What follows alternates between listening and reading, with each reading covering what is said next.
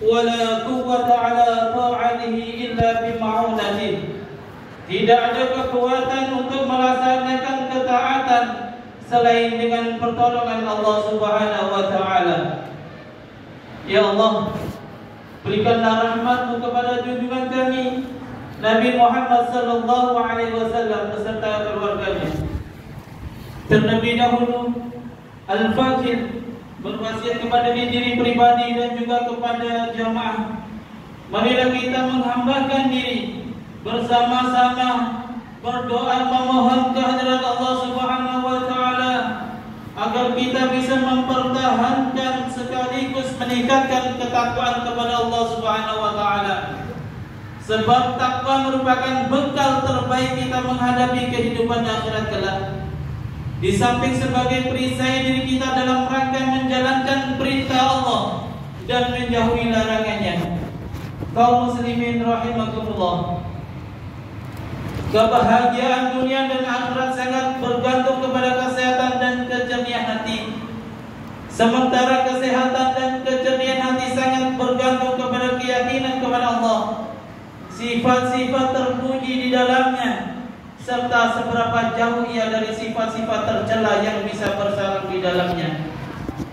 Wala tukhzini yawma yub'atsun yawma la yanfa'u malun wala banun illa man atallaha biqalbin salim.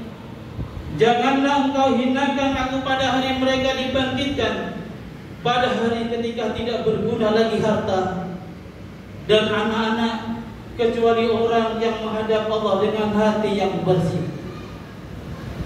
Ayat di atas jelas sekali bahwa orang yang selamat di akhirat adalah orang-orang yang membawa hati yang bersih, bersih dari syirik, bersih dari kesyirikan kepada Allah, bersih dari sifat-sifat tercela, serta bersih dari penyakit-penyakit hati.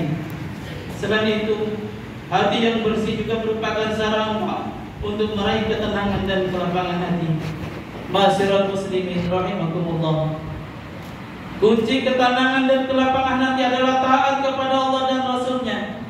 Sebagaimana kita ketahui, taat kepada Allah merupakan salah satu sifat orang yang beriman dan bertakwa kepada Allah. Sementara orang yang beriman dan bertakwa sangat dicintai oleh Allah. Apapun hajat dan keinginannya akan dipenuhi oleh Allah. Apapun masalah yang dihadapinya akan diberikan jalan keluar. Bahkan ia akan dilimpahi rezeki dari jalan yang tak disangka-sangka. Wa may yattaqillaha yaj'al lahu makhraja wa yarzuqhu min haitsu la yahtasib.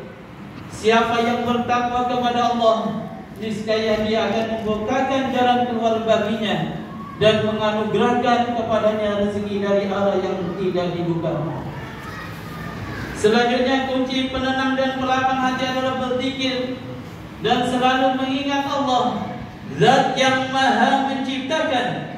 Bahkan lebih luas lagi, selain zikir dengan asma dan sifat-sifatnya, kategori zikir di sini mencakup zikir mengingat kekuasaan, ciptaan dan aturan-aturannya, ancaman-ancamannya, serta tanda-tanda kebesarannya.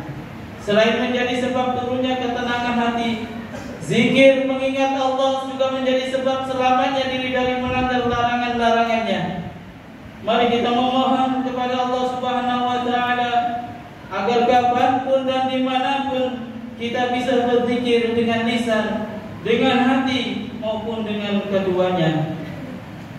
Adapun jaminan bagi orang yang selalu berzikir kepada Allah sudah dijelaskan di dalam Al-Quran. Ala bi dzikrillahi tatma'innul qulub. Ingatlah, hanya dengan mengingat Allah hati akan selalu tenteram.